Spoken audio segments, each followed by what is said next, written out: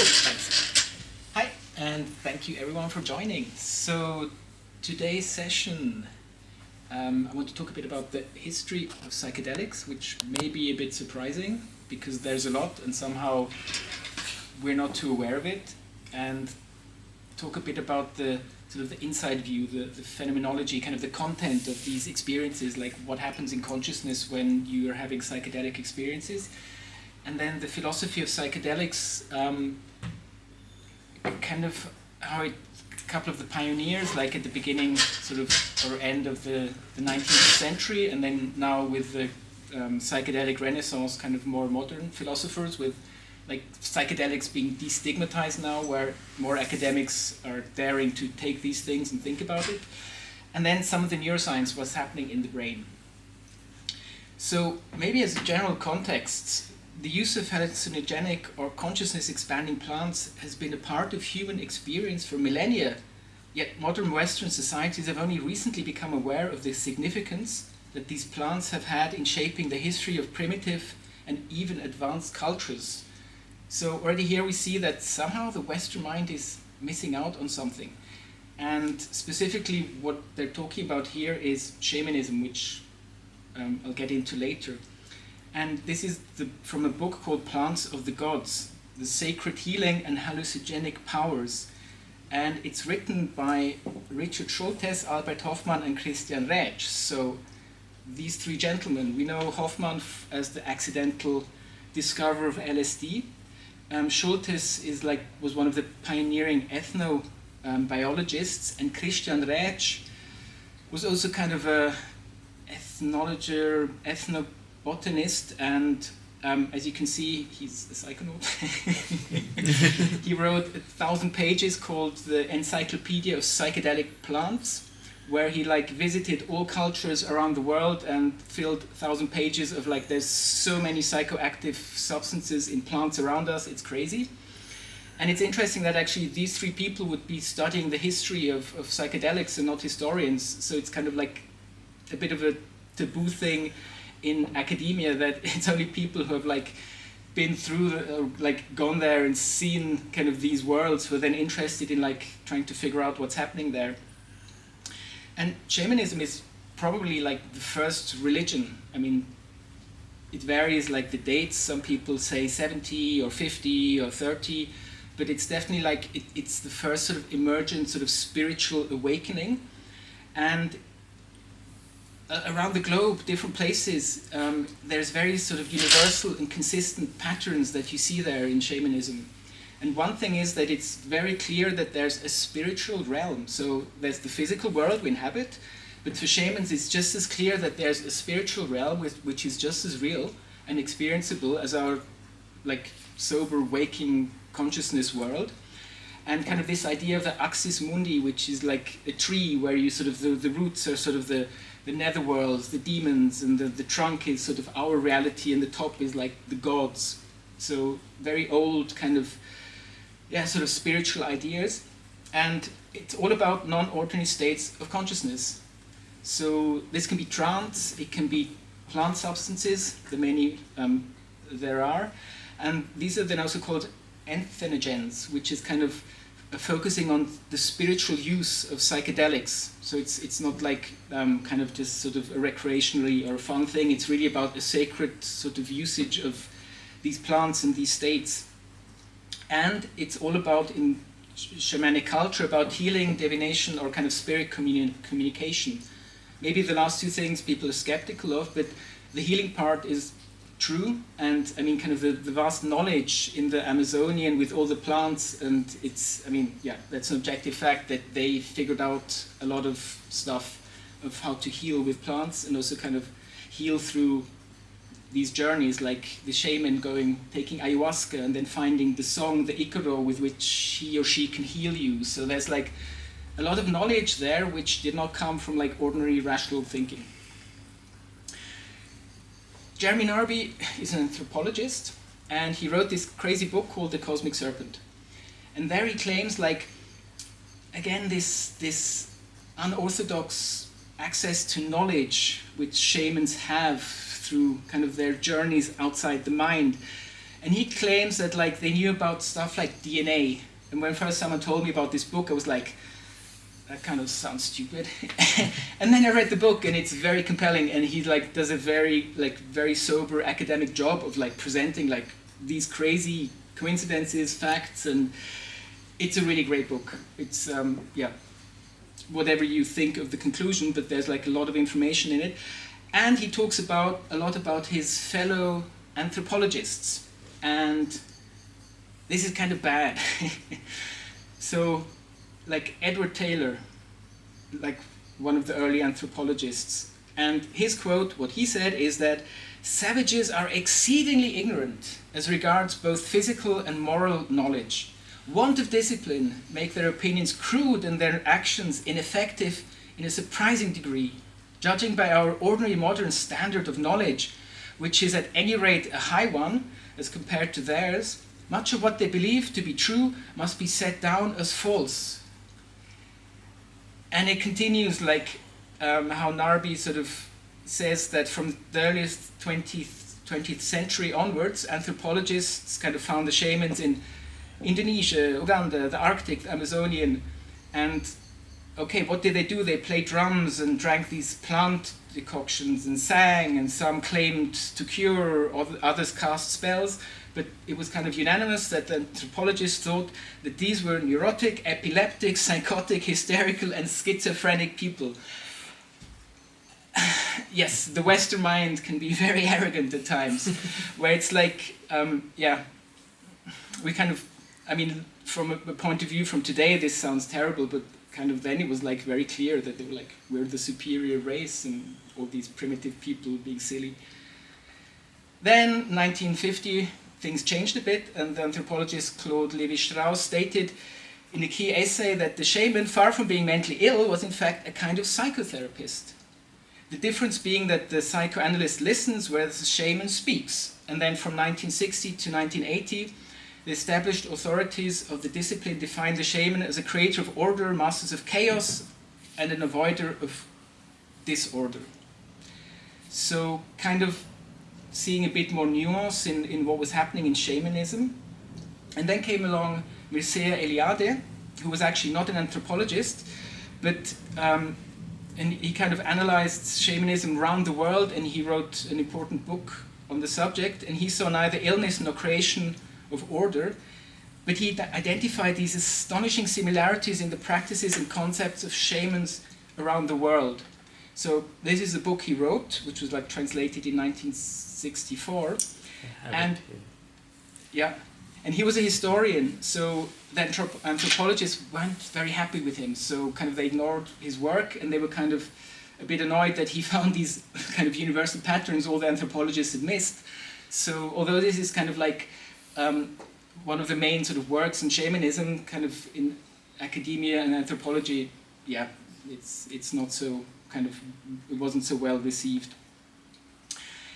And then we have Terence McKenna, another ethnobotanist, and he became famous for like his experiments with DMT, dimethyltryptamine, which is this highly psychedelic substance.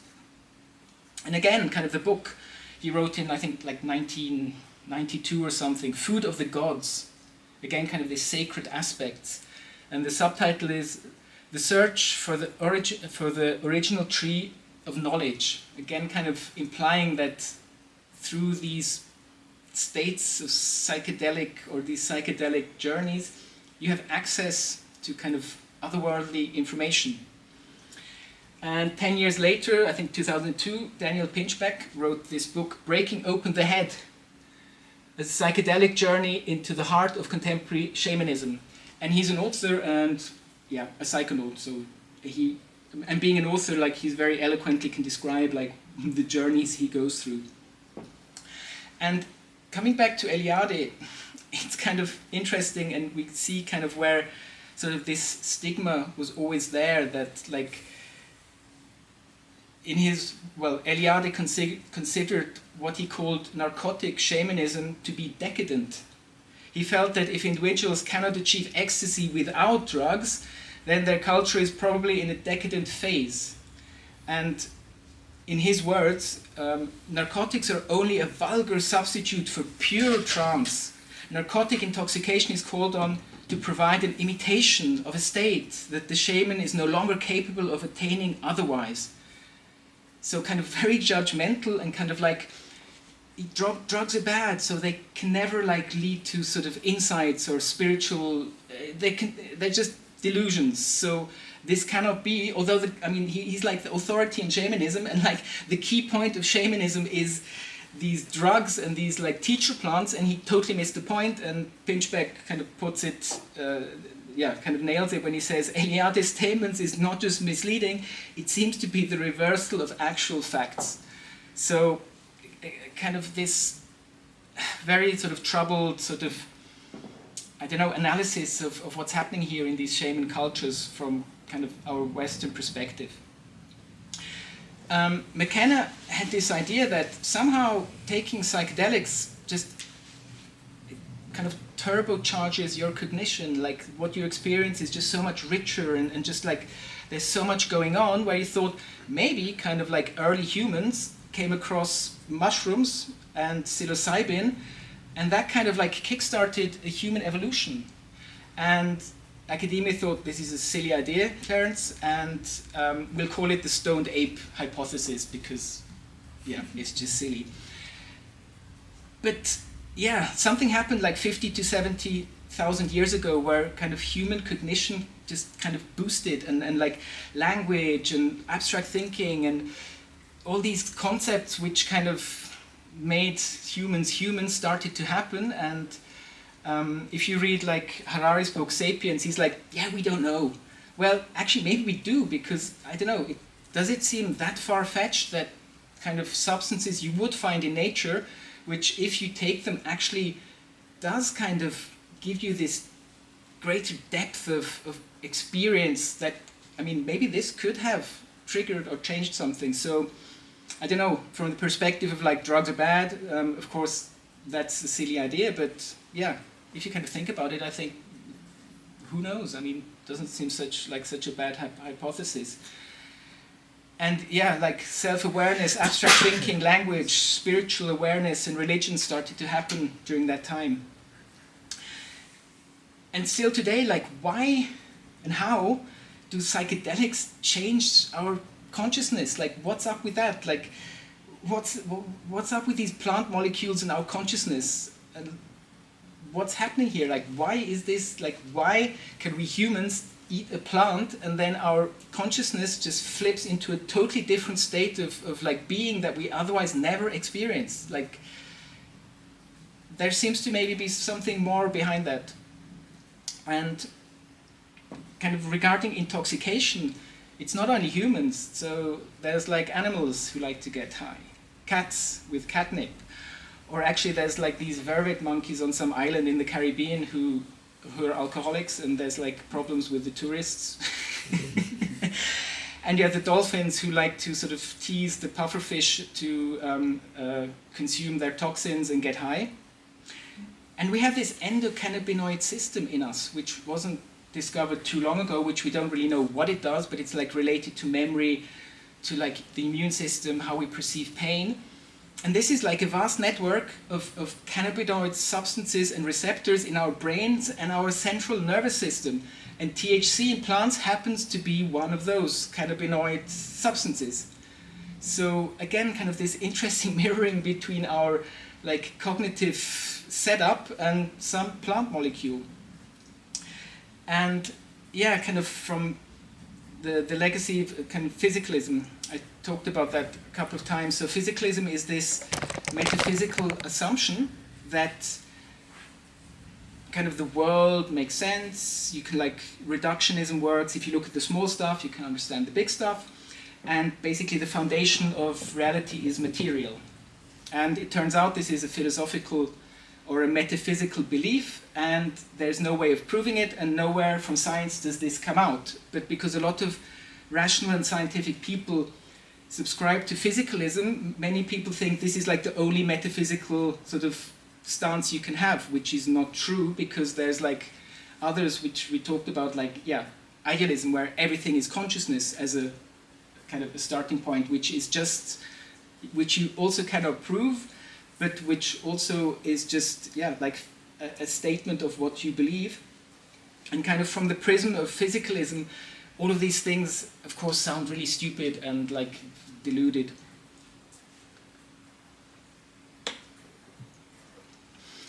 Although, yeah, drugs have always played a role in our evolution, like this one book called Drunk, how we sipped, danced, stumbled our way into civilization.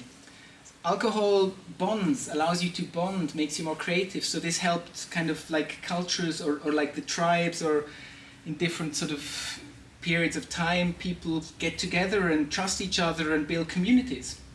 Or A History of the World in 6 glasses, so we have beer and wine, which is, yeah, alcohol and spirits. But then also tea and coffee. I mean, imagine the uproar if like coffee would be deemed illegal and like in the corporate world, this would be crazy. And again, I mean, coffee, caffeine is psychoactive to some extent. And Coca-Cola, which originally actually did have cocaine in it and caffeine. And generally these, like, academics call these sugar-sweetened beverages, and they believe that like the obesity epidemic that's going on in Western countries, a large part is to sugar-sweetened beverages. So, yeah, kind of a problematic kind of, I don't know, history there, but also that it's always been part of like our society. So we pretend like, no, you have to be sober, and like being intoxicated is like losing control. Well, somehow that's not what kind of happened in history. And you can't really read this, but it was a study which was published in The Lancet, like this reputable medical journal. Here they scored all these drugs, and this is harm to user, and this is harm to others. Alcohol, it's really bad for your health, and it's terrible for your family and community.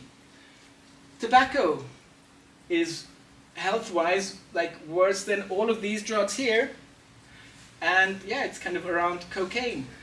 Interestingly, tobacco and alcohol are legal, so yay, that's cool. But like, what's going on here? Like, why would stuff like mushrooms, psilocybin, LSD, I mean, even like ketamine, all these other substances, they are legal, which arguably, compared to the legal drugs, kind of doesn't make sense. I mean, like alcohol, it's kind of crazy that there's like this consensus that these things are okay because that just happened, and you can't like, yeah, forbid everything. I mean, we tried with prohibition, doesn't work. But all these other substances, though, they're like definitely bad. Again, from the plants of the gods, going back to ancient India.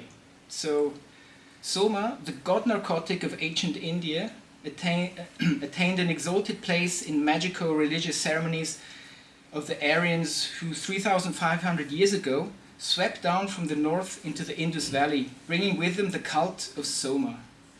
These early invaders of India worshipped the holy inebriant and drank an extract of it in their most sacred rites. Whereas most hallucinogenic plants were considered merely a sacrament, as secret mediators, Soma became a god in its own right. Of more than 1,000 holy hymns in the Rig Veda, 120 are devoted exclusively to Soma, and references to this vegetal sacrament run through many of the other hymns. The cult was suppressed and the original holy plant was forgotten. Other plant surrogates, which had no or little psychoactivity, were substituted. Yet the identity of Soma remains one of the enigmas of ethnobotany for more than 2,000 years. With your talks, which we heard from you, kind of these ideas of cosmic consciousness in these kind of early emerging spiritual traditions in India, like how much of that is actually inspired by these experiences and kind of first-hand kind of immersion? And it continues to Greece. Stanislav Grof is a psychiatrist, and he was the founder of transpersonal psychology, was one of the earliest people to do research with LSD in the 70s. So before it was banned, he was already doing research showing that psychedelics have therapeutic effect. At the age of 88, in 2019, he wrote 2 thick books, The Way of the Psychonaut, where he kind of does also kind of a historical review. And we go to Greece. So, the key to the powerful transformation that the initiates experienced in the course of the Eleusinian mysteries was the sacred potion Kykeon, capable of inducing visions of the afterlife, so powerful that it changed the way participants saw the world and their place in it. In the Telestrion, a giant initiation hall in Eleusis, more than 3,000 neophytes at the time experienced the powerful experience of psycho-spiritual transformation. The cultural importance of these mysteries for the ancient world and their yet unacknowledged role in the history of European civilization becomes evident when we realize that there were many famous and illustrious figures of antiquity among the initiates. The list of neophytes include the philosophers Plato, Aristotle, and Epictetus.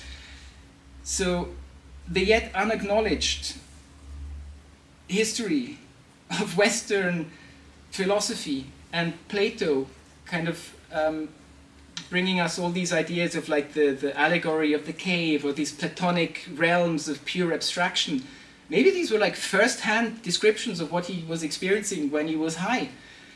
Maybe we should mention this in courses on philosophy because no one ever told me this. I'd never heard this. I mean, these are facts. Why don't we teach this? Why do we like pretend this whole psychedelic stuff never happened? And kind of to summarize, so it's very possible that psychedelics kind of enhance this dawning of human cognition, and that kind of the proto-religion, the discovery of kind of the spiritual world in shamanism, and this kind of psychedelic spirituality, cosmic consciousness in these early Indian religion. And yeah, it's at the foundation of Western philosophy. And just to highlight how important Plato was, so Alfred Whitehead was a famous philosopher and mathematician, and he said the safest generalization, a general characterization of European philosophical tradition is that it consists of a series of footnotes on Plato. So Plato was like the person and everything else is just derived from him. And if he had these strong psychedelic experiences, we should kind of tell people. And a little sort of zooming into sort of Western culture in the 19th and 20th century. So we have Humphrey Davy, who was a chemist, and he did experiments with nitrous oxide, laughing gas, which is like super psychedelic. It knocks you out for 10-15 minutes from the outside, but inside you are having highly psychedelic experiences. And that kind of they called him the chemical philosopher, and he exclaimed that nothing but thoughts exist. So kind of again these psychedelic experiences somehow seem to convey an idea that like thoughts and consciousness are something very, very fundamental everywhere. And then we have Arthur Schopenhauer, who also kind of promoted the use of intoxicants.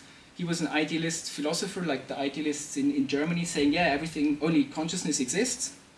And he was very inspirational for Nietzsche, who was also a psychonaut. He took psychedelic substances, he took opium, sometimes too much, and I think he was like even surprised that he like didn't die earlier, because he was like sometimes abusing these things very much. Again, something they don't tell you about Friedrich Nietzsche, which is like, oh, the taboo of like drugs. And then we have Benjamin Blood, like this is middle of 19th century, where he went to the dentist, and finally at that time they used nitrous oxide as an anesthetic. So finally you could like have your tooth removed without like experiencing agonizing pain. And the thing was, during that time he had a psychedelic experience. When he kind of came back, he was like, what is going on here? And then he found out that like many dentist places, they have stories of the patients coming back from being having an anesthetic applied to them, and they come back with this like metaphysical, like what was that? What's happening? Like where are we? What is this? And like have these profound like epiphanies, and the dentists are like, yeah, that kind of happens. We don't know why. And Benjamin Blood, he wrote about this, and then William James read about that. And he was a pioneering psychologist, an early philosopher of mind, and also a psychonaut. And he was very skeptical of what Blood was writing about. And then he also tried to do experiments with nitrous oxide. And his experiences would then like kind of set the course for his whole philosophical trajectory. He kind of never could really come to terms with what this means, what we should do with this.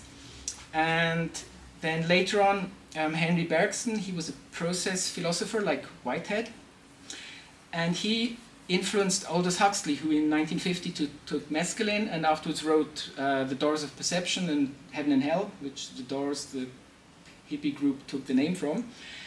And Huxley from Bergson kind of thought that what's happening here is that kind of consciousness is something like a valve. It reduces actually the throughput of like the reality you experience. And when you take psychedelics, this valve opens up and you just get the full-on like influx of like all of reality.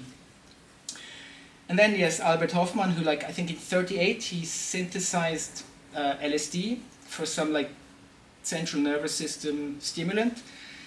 He forgot about it, and then 5 years later he was like, I think I should try that again. And then he took 250 micrograms and had his famous trip and rode home on his bike. And finally, Gordon Wasson, he was a banker, and he traveled to Mexico, and he met the shaman Maria Sabina, and she introduced him as the first Westerners to psilocybin, magic mushrooms, which before no one knew about. And Wasson was like, wow, this is amazing. Went back home, wrote an article in in Life magazine, like 1957 or whatever. This became a big hit, and all the hippies and like everyone went to visit the kind of the village where Maria Sabina lived in. The whole disruption like really annoyed the locals. They burned down her house, and she died tragically in poverty. So yeah, our Western sort of way of how we interact with these indigenous cultures is often kind of sad. So, kind of the first philosopher of psychedelics, William James, he wrote The Varieties of Religious Experiences, like a very important book on like all these mystical experiences. And he categorized 4 things. Ineffability, so you can't really talk about it, you can't really understand it, you cannot rationally comprehend what's going on, you can't fathom what's happening. And then you have the noetic quality. This is kind of like, you feel that you're in touch with ultimate reality, you have this like extreme sort of feeling of like unity or kind of like just sort of like you feel like the first time you're actually seeing and your eyes are opening, and just like this very sort of transformative experience. And another one is transience, which means it's like super quick, these states, which actually other people have criticized and said that's not true, because people who meditate, monks, and like in Buddhism or Hinduism, they actually can sustain such states for a very long time. So this is more kind of from a perspective of like not knowing about meditation and just kind of having access through like chemicals. And passivity, so it feels as it's kind of it's being done to you. You can't really like help yourself or do anything. This experience just like washes you along. And James was thinking about the stream of consciousness. And the last times I told you that in 1974, Thomas Nagel wrote how is it to be a bat, which still is like the definition of consciousness. How does it feel like to be something? 1974 and 1994, where Chalmers brought the hard problem of consciousness. So this is like 19-something, and he's already thinking like about philosophy of mind, which then afterwards got totally ignored in academia and philosophy till Nagel, and then later Chalmers brought this all back. And he was a radical empiricist, so he said, the only thing that matters are your experiences. If you can't experience it, it's like, it doesn't exist, it's irrelevant. So it's like a very kind of, anti or sort of counter thesis to rationality. It's just like everything that experience must be taken into consideration. And he coined the term multiverse, which physicists then took into a very different context. And in 1994, his last essay was like a world of pure experience. Again, the focus on like reality is something you go into, you experience. And to quote Bertrand Russell, a mathematician and influential philosopher who wrote The History of Western Philosophy, he said about James that later in life he was, as he deserved to be, recognized as the leader of American philosophy. In his own words, some years ago, I myself made some observations on this psychedelic aspect of nitrous oxide intoxication and reported them in print. One conclusion was forced upon my mind at the time, and my impression of its truth has ever since remained unshaken. It is that our normal waking rational consciousness, as we call it, is one special type of consciousness.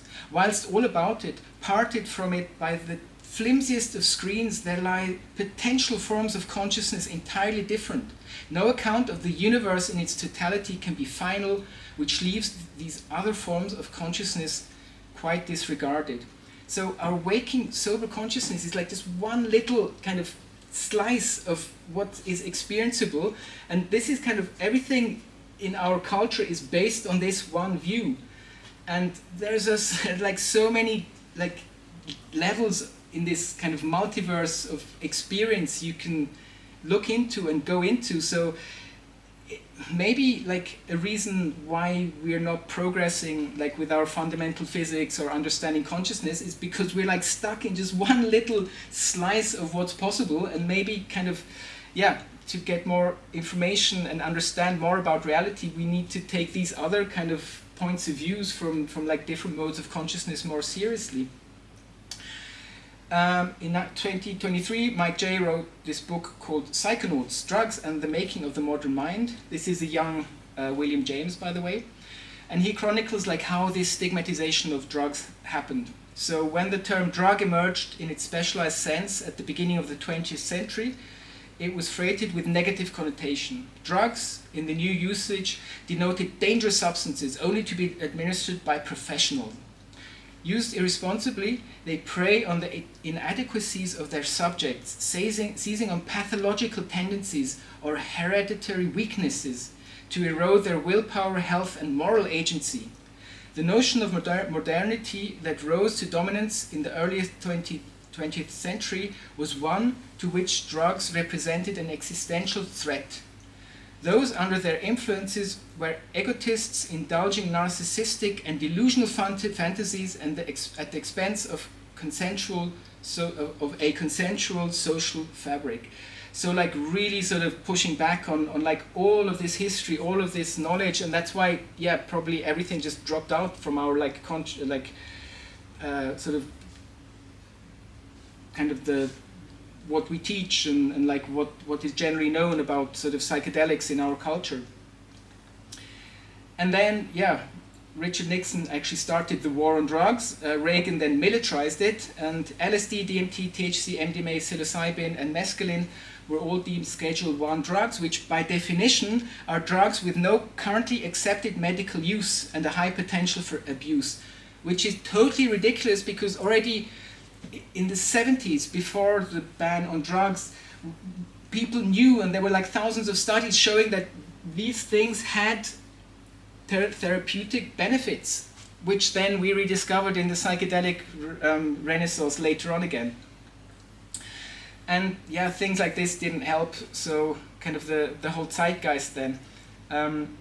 Tom Wolfe wrote this cool book, The Electric Kool-Aid Acid Test, about Ken Casey. He was the author of One Flew Over the Cuckoo's Nest, and he enrolled in a CIA-funded study where they gave people LSD. And of course that blew his mind, and he was like, hey, we need to like really promote this. And then he toured in the US with a school bus with like 20 Psychonauts, and they had these acid tests where you had like Kool-Aid with LSD in it, and yeah, they were like having all these sort of crazy parties and stuff, which of course, like, yeah, society in general didn't think that was such a good idea, so that didn't probably help the promotion or acceptance of drugs. The author Michael Pollan, he dates the psychedelic renaissance to 2006, where three things happened. Hoffman had his 100th birthday, like hundreds of journalists attended, and thousands of people who somehow were touched or kind of were, or had some experiences with LSD. So this was kind of quite a remarkable centennial with the person still being alive. The US Supreme Court ruled that this UDV religious sect was allowed to use DMT ceremonially. And Johns Hopkins researchers published a study called Psilocybin Can Occasion Mystical Type Experiences Having Substantial and Sustained Personal Meaning and Spiritual Significance. So first of all, mentioning psychedelics in the title, and the word mystical was very unexpected, because up to then those were like, you don't get published if you do that. And from the study, it's remarkable that 67% of volunteers rated the experience with psilocybin to be either the single most meaningful experience of his or her life, or among the top 5 most meaningful experiences of his or her life. In written comments, the volunteers judged the meaningfulness of the experience to be similar, for example, to the birth of a first child or death of a parent.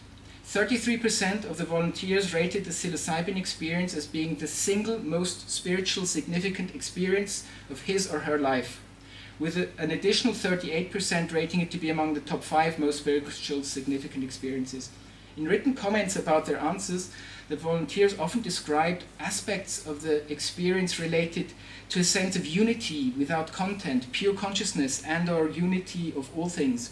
So again, this idea of sort of idealism, that the only thing that kind of remains if you take away kind of the illusions is consciousness, and this feeling of unity, this noetic quality or kind of non-duality. So we're always kind of in this dual reality of left and right and context, but psychedelic experience kind of transcend that and allow you to experience non-duality, where you're suddenly like, you're the thing outside and inside, and this somehow has deep therapeutic effects. And to go to like what people experience, so kind of the epistemology of psychedelics. As I mentioned, Richard Pollan, he wrote this bestseller, How to Change Your Mind, and he took 5-MeO DMT, which is one of the few psychedelics which comes from an animal. So it's not a plant psychedelic, but it's from a toad. So, and it's like super hardcore, and his experience. Again, it's like nice having authors write about it, because it's just so hard to put in words, and authors kind of being eloquent, they kind of try and sort of give you a sense of what's happening. So, what did Pollan experience? So the other metaphor was the Big Bang, but the Big Bang run in reverse, from our familiar world all the way back to a point before there was anything, no time, no space or matter, only pure unbounded energy. That was all there was.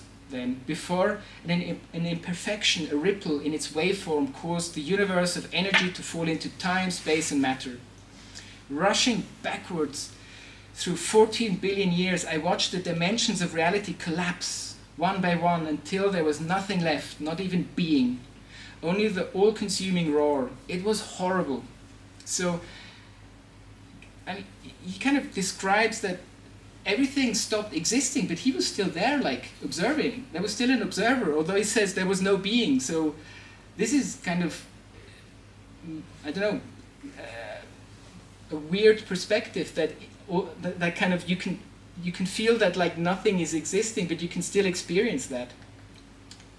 Or pinchbeck, smoking DMT.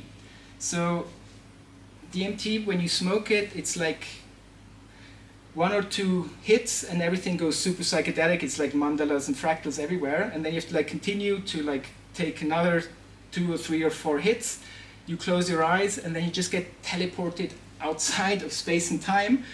And how to explain the rush, the terrifying and ecstatic trauma of leaving your body and your brain and everything that is you, except some infinitesimal tendril that has no existence in space or duration in time, which is an astral probe spiraling out into the infinite, far beyond the shell you left behind. DMT land was an interweave of tantric mandalas, virtual reality fantasies, stained glass aureola, a 10-dimensional Walt Disney World projected into some far-fetched and far-flung future. This was not a structure within the brain that the drug had somehow tapped into. It was a non-human reality existing at a deeper level than the physical world.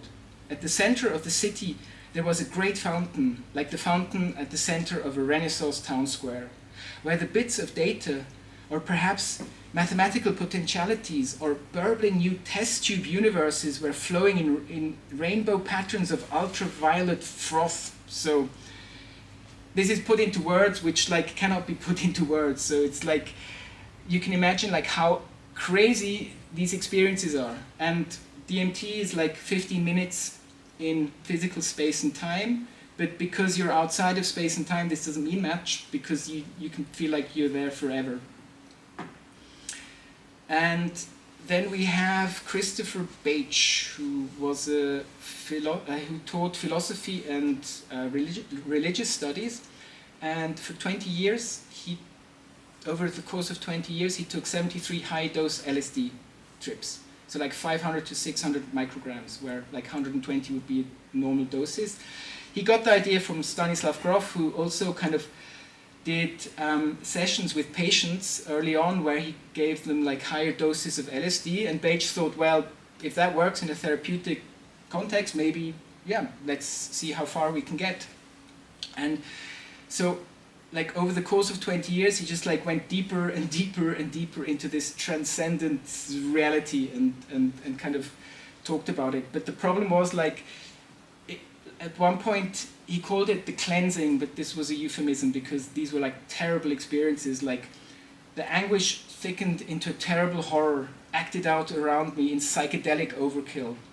At first I was just witnessing these events. But as I died, my boundaries dilated and I was drawn into the mayhem. Then I was being killed, mauled, and maimed. The forms of horror were so many that they can't be described. As the horrors compounded themselves, I eventually lost all my bearings, all coherent sense of meaning. Everything was dismantled by the unimaginable brutalities. I mean, Pinchbeck and his frothing ultraviolet, whatever, Renaissance town squares. I mean, can you imagine like what this must have felt like to go through? But yeah, that was just like one part of these sessions, when then afterwards he sort of went into the light, or the other side. Now each time I came through the ocean of suffering, he called it, I was taken on a series of initiations into the universe and the creative intelligence behind the universe. I don't know why I was shown what I was shown, but the sequence was deliberate and well crafted. It felt like an infinite intelligence was educating me, reminding me of things forgotten long ago, but now in need of being remembered. So, it's not only psychedelics that bring you there. It can be trance or even pain. So Roland Loomis, he calls himself Fakir Musafar, and he's like the father of the modern primitive movement, and he's like piercings and like, yeah. And like the more extreme things where he kind of like, yeah, made 2 hooks through his breasts and was, yeah, as you can see. And he reports, because I made permanent holes in my breasts in 1975, I was able to experience Native American body rituals. So again, these are like shamanistic rites that these people have been like, these extreme things, these cultures have been doing to like access these other levels of reality. Because I had suspended from them several times, I was no longer afraid to let go and hang freely from these 2 piercings. Mandan Okipa suspension, a complex ceremony of the Mandan Native American tribe, was done in a darkened lodge. It was a rite of passage for young men and a way for elder medicine men to leave their bodies and reconnect with the powers beyond earth. I was now the elder medicine man. I left my body and met the great mystery, my own white light, face to face. We had a telepathic conversation in that timeless place that is no place. I received answers to many mysteries that had puzzled me for years. Again, kind of put in words what probably this whole shamanism thing is about. You travel to these otherworldly places and somehow you get educated there, you get information, you're told stuff. And so William James was like, yeah, sort of the original philosopher of psychedelics. And since the psychedelic renaissance, yeah, it's kind of okay to be an academic and take LSD, for instance. And we have Chris Leatherby, who wrote the book Philosophy of Psychedelics. And what does he say? Well, supervised psychedelic sessions can reduce symptoms of anxiety, depression, and addiction, and improve well-being in healthy volunteers for months or even years. But these benefits seem to be mediated by mystical experiences of cosmic consciousness, which prompts a philosophical concern. Do psychedelics cause psychological benefits by inducing false or implausible beliefs about the metaphysical nature of reality? I'm baffled. I mean, first of all, did Chris ever take LSD or smoke DMT that he claims that these are certainly false or implausible? And how can he be so certain in his metaphysical stance where, yeah, I mean, I spoke a whole hour about how it's totally not clear that physicalism is the right metaphysical framework because there's so many things which don't add up. So have this person kind of take the philosophy of psychedelics and claim that they work kind of in a mental health context, but just because you then have deluded ideas about cosmic consciousness and all this new age hippie stuff. But not all of them. So Peter Siersted Hughes, or however you pronounce that, he's yeah, to deny philosophers of mind psychedelic substances is tantamount to denying instruments to musicians. If one is to study consciousness, one must involve its most wondrous manifestations. So obviously he is a psychonaut and he has first-hand experiences. Psychedelic compounds do not only produce hallucinations, everyday reality also being a hallucination in the strict sense, we know this from neuroscience, but they also allow access to a reality that is usually denied. So again, kind of there is something there which feels super real where you can go to and somehow you're that's not just a dream or a hallucination, that seems to be something fundamental which, yeah, kind of that was missed. And he also said magic mycology is practical metaphysics, so mycology relating to psilocybin mushrooms.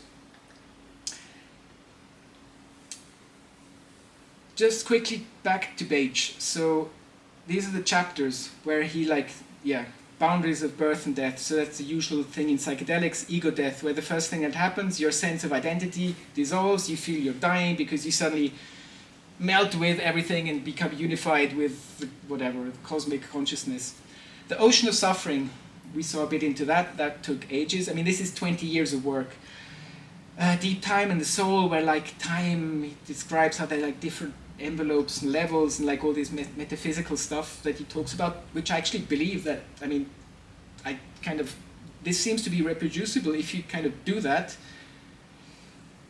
I think you probably would experience similar things, which maybe are actually telling us more about the structure of reality beyond our sober waking consciousness. Initiation into the universe, the great real of archetypal reality, and then things got really nice, the benediction of blessings and kind of these visions of the future human, and diamond luminosity at one point, and he kind of explains how, I mean, he's like an athlete. To run a marathon, you have to start and practice. You can't do that from the beginning. And kind of the depth he went into, transcendence, during 20 years. I mean, this really was kind of the work of staying coherent, deeper and deeper and deeper into these states of total crazy psychedelic influx. And at one point, this white light, he calls it, obviously, I don't know, it was fully immersive experience, but it was just such a nice experience and just so intense that he had to stop after 20 years and 73 LSD doses, because it just broke his heart to know that he would have to, that when he would go there and kind of attach to this being and feeling and knowing he would have to go back again, he just couldn't do that anymore. And he was just this is just too much, I have to stop.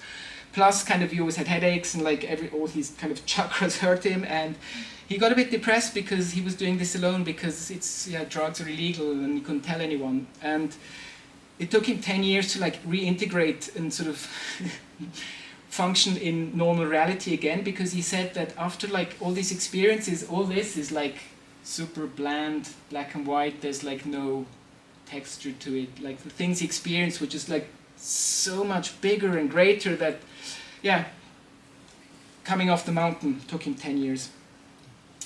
Erwin Laszlo was like a child prodigy pianist. He could, from Hungary, go to the States touring, and then he became a citizen in the States, and he switched to science and became one of the first, or an influential systems scientist, which is like one of the precursors of complexity science I talked about like last time, sort of adaptivity, self-organization. And he wrote the introduction to the book, and he said, "This is one of the most insightful and significant books I have ever read. But to understand its significance and to endorse its message, one must be willing to entertain three premises: that there is an intelligence behind the things that exist in the universe, that there is a purpose exhibited by this intelligence, and that it is humanly possible to access some elements of this intelligence and learn some aspects of this purpose." So this is like a very different claim to what physicalism as a metaphysical kind of framework would tell you. And Laszlo, he's like, I mean, he's like he's a scientist. I mean, he's published hundreds of papers and studies, and so yeah, depending on like how open you are to these things, even as a rational person, you can sort of not laugh about them and think they're stupid. So, to summarize, psychedelics teleport your consciousness outside of space and time. There are different psychedelic portals in our brain. You can do, you can take these plant compounds, or you can hang yourself from your whatever suspension hooks. You can sing and dance and get into trance, or you can do holotropic breath work, which is something Stanislav Grof invented, where you basically hyperventilate and then you go into super psychedelic states without any substance, just naturally. The psychedelic realms can be populated by other sentient beings. That's what a lot of people, or everyone, reports from DMT. And Terence McKenna called these machine elves. And also Pinchbeck kind of describes how it feels as if these are like other worldly sentient beings that populate these crazy transcendent realms. So kind of like interesting sort of the structure of whatever these spaces. And the spirits told us, so this unorthodox mode of getting information. Like a friend, he was in the Amazonas, in the Amazon, and took ayahuasca with some shamans. And ayahuasca is like a bark and some shrub, and you have to put them together and brew them, because DMT, I think, is in the shrub. But you need the bark because it has MAOI inhibitors, which allow the DMT to actually not be digested but go to your brain. And so the next day he was like Jeremy Narby estimates that there's like 80,000 plant species there in that jungle. And so my friend was there like next day, like, how the hell would you like even start to like that vine and that bark?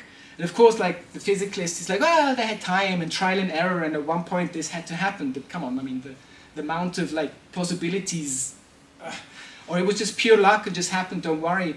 And so he asked the shaman, like, how do you know? And she like looked at him like, the plant teachers told us. Like, what do you think? Like, what a stupid question, obviously. Like, and we have DMT in our brains, in the pineal gland. No one really knows like what it does there. It's like for dreaming or near-death experiences. So we actually produce DMT. So one of the most psychedelic compounds we produce naturally and have it in our bodies. And yeah, sober waking consciousness is just one state in a vast multiverse of pure experience. And what's up with this kind of our consciousness and these plant substances? So I'll try and speed up a bit to not go too much over time. If you give me another 10 minutes, if that's okay. So, one of the founders, kind of, or pioneers of neuroscience, Christoph Koch, they came up with the idea of neural correlates of consciousness. So obviously when you're having a subjective experience, you should see something in the brain and find like, what's happening where? So I'm experiencing pain, so where do we see this? And this was like one of the sort of early sort of ideas, and it's still there in neuroscience, although Koch himself now these days says, well, maybe we shouldn't focus too much on this idea, but still that's like sort of a main thing, where it's like you have a subjective experience and obviously something must be mapping to some activity in the brain. Then we have the default mode network, where when this brain scanning stuff started, people realized that when the subject just was sitting there not doing anything, there was this network of hubs which was doing stuff and had activity, even though you weren't actually doing a mental task. And that's why they call it the default mode network. And it's like most of it's in sort of the most recent part of the brain, the neocortex. I don't even know, but kind of the newest part. And so those are like two things which are affected or kind of are relevant for then kind of how psychedelics work. And then we have the scans, like how do we measure brain activity? So we have electroencephalography, and then there's like you can add this with transmagnetic stimulation, EEG, but this is all superficial and just kind of outside of the brain because this is electric. Then you have the magnetic counterpart, the MEG, which is kind of still only on the outside of the brain, but it's like spatially better, you have better resolution. Then we have PET scans, positron emission tomography. So we're using antimatter positrons, the anti-thing of electrons, to do imagery. Science is amazing, it works, it's cool. And this is a direct way where you see brain metabolism, like where glucose is being used in the brain. Then we have fMRI, the magnetic resonance imagery, which is indirect because you're measuring blood flow, and there's like two ways, like blood oxygen level depletion and asymmetric, I don't know, whatever, which is a bit more accurate, but these are indirect measures. And then we have this perturbation complexity index, which is based on TMS EEG measurements. And this is an idea from Christoph Koch, who last time I said he has this metaphysical idea that consciousness is the result of information processing. So he came up with this integrated information theory, and kind of this PCI measure is inspired by that, where they try and look at the brain, how it's like processing information and integrating it in its complexity. And interestingly, this PCI stuff, you can kind of differentiate between waking state, REM, dreaming, and ketamine anesthesia. So, okay, kind of cool. And then we have Franz Vollenweider from Zurich. He started with biochemistry, then he got to know about Hoffman's LSD stuff. He actually visited him and like talked, like it was like super intrigued, like, hey, what can we do? And Hoffman told him, hey, go into medicine. So he went into psychiatry, and he was one of the only people during the ban on psychedelics who was allowed to do research. In 1992, he was like, I think this is the first sort of psychedelic brain imaging study, where they looked at PCP, ketamine, and how the kind of, I think it's a PET study, and how the brain works. The word psychotomimetic, so nowadays we say psychedelic, which is more neutral. In the beginning they used psychotomimetic, which means it mimics psychosis. So psychedelic drugs make you psychotic, schizophrenic. These are like, they bring you into these states. So that was kind of like the idea that we had from psychiatry, that oh, these are really cool substances because they allow us to like understand schizophrenia or like psychosis because they seem to be doing the same. Which, yeah, not quite right. And then in 1998, with in his group, they showed that psychedelics work by activating this 5-HT2A receptor, this serotonin receptor in the brain. So this, like, no one knew how psychedelics work before that. 1998, this came out, and they realized, okay, that's kind of the mechanism. That's where kind of these experiences are induced. And then since then, these are like in 2012 to 2019, all the studies that were done on brain imaging, like on psilocybin, ayahuasca, LSD. And like one thing they found is that somehow this default mode network seems to be like rebooted when you have a psychedelic experience. Although again, other neuroscientists think that the default mode network is a bad concept and we shouldn't even be talking about it. So yeah, there's a lot of sort of uncertainty about like a lot of these concepts. But the problem is that there's no conclusive kind of result coming out of this. Because, like, for instance, if you do fMRI or MEG scanning, in one way you see increased brain activity and in another one you see decreased brain activity. And the problem with actually the fMRI is that psychedelics change the vasculature, so that how blood flows in your brain, which is the thing you measure, which then maybe indirectly kind of, yeah, so probably fMRI is a bad thing to use to do brain scans on people under the influence of psychedelics. And overall, the sample sizes are really small. There were like 12 people or 20 people max in these groups. So this is like very sort of preliminary. But kind of the story that got told, this is a CNN, this was kind of published on CNN, of this brain study, 2016, where they were like, hey, look, the people take psychedelics and the brain just like lights up like a Christmas tree, which makes sense because there's like so much more going on during psychedelic states, which is actually not true. What you're seeing here is that basically what's happening is that your visual cortex suddenly starts to get information from like other places in your brain, not just like the visual parts. And in the same study, they show that the MEG actually showed reduced neural activity. So again, kind of like this physicalist's, how shall I say, kind of like assumption that goes unquestioned, where they're like, yeah, the journalists just like, of course, this makes sense. And like the sort of the more nuanced, like, hey, it's kind of weird that there's like not really conclusive evidence. Maybe we should talk about that. And yeah, so that's kind of where we are as a culture, that this goes so unquestioned that we really are not aware of our metaphysical biases, which we really should be. And so, Carhart Harris was the person who started with, in 2012, with this imagery. And he was like, hey, we saw decreased activity, how weird, did we do something wrong? And then we have Christoph Koch, who's like, this is a big mystery. It just shows that like we don't understand anything about like how the brain works and consciousness.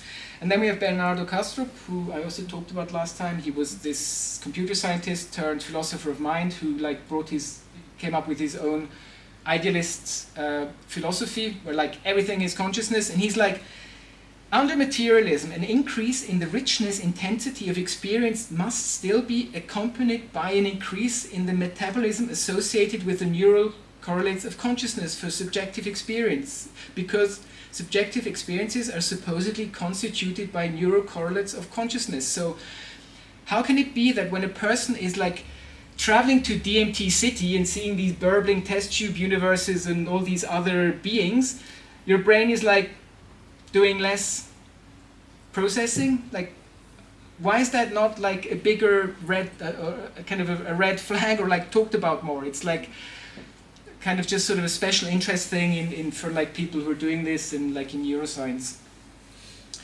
And so coming back to Huxley, he took mescaline and came up with this whole philosophy, kind of like perennial philosophy, he called it, and Gesundheit.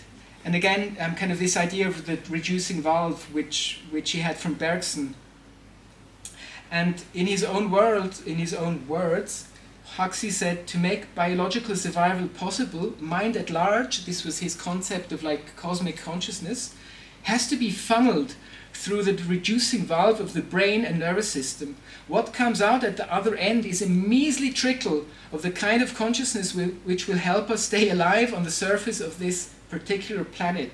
So he's basically saying our sober waking consciousness is just this measly trickle of consciousness, and if you open up the valve, you just get the full-on like throughput of crazy experience of like mind at large and like transcendental reality. So, in closing, I talked about the Shulgin. So Alexander and his wife Anne, biochemist, he synthesized 180 I don't know how to pronounce it, fentanyl. So mescaline, 2CB, amphetamine, those are the substances here. T is tryptamines. He synthesized 55 in this book. The title is Tryptamines I Have Known and Loved. A chemical love story.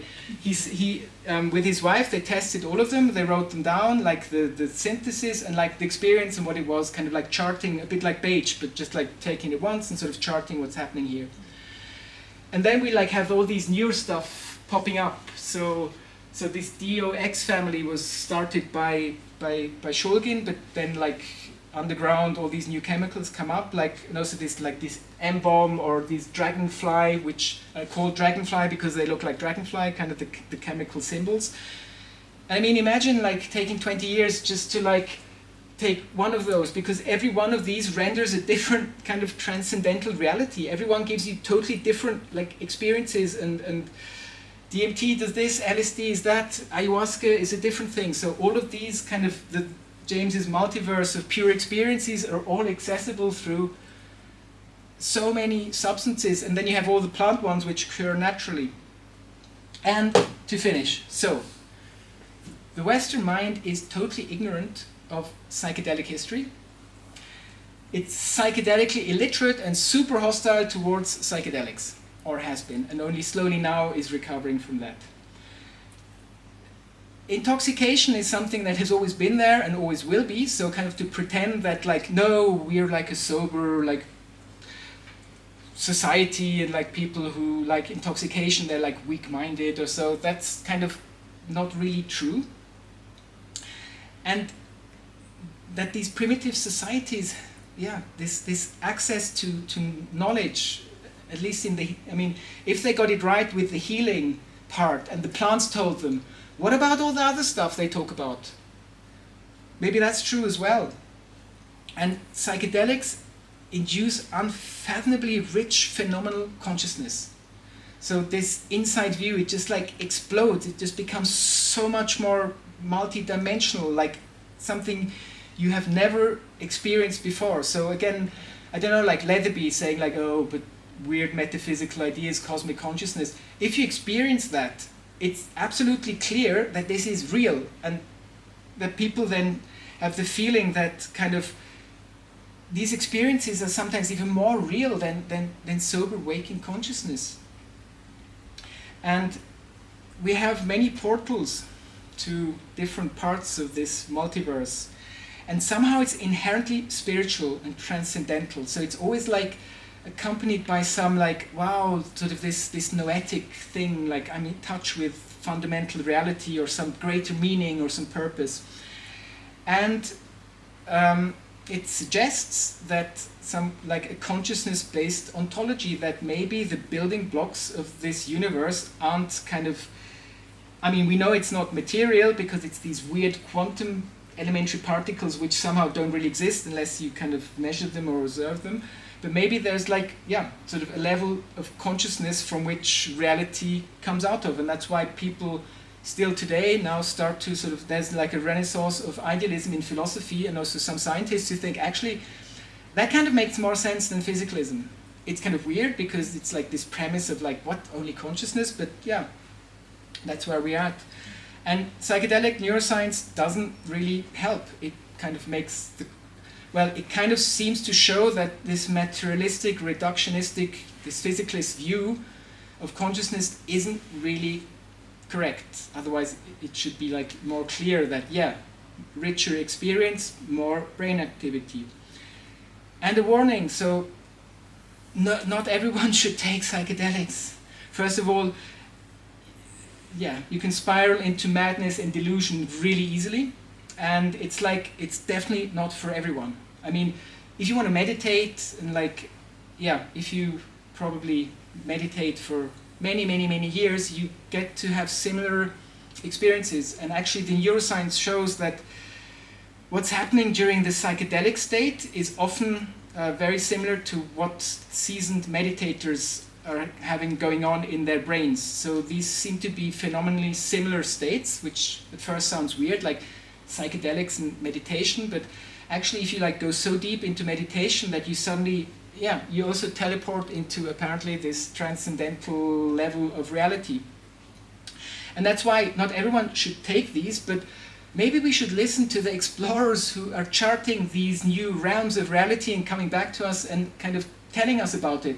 I don't know, like Alex Humboldt, who then goes to South America and like tells us about these people and plants and animals, and maybe we should listen to these psychedelic explorers and kind of incorporate that into our metaphysics and into our society and into our kind of just general understanding of reality. Thank you, and sorry for being so long. No, thank you.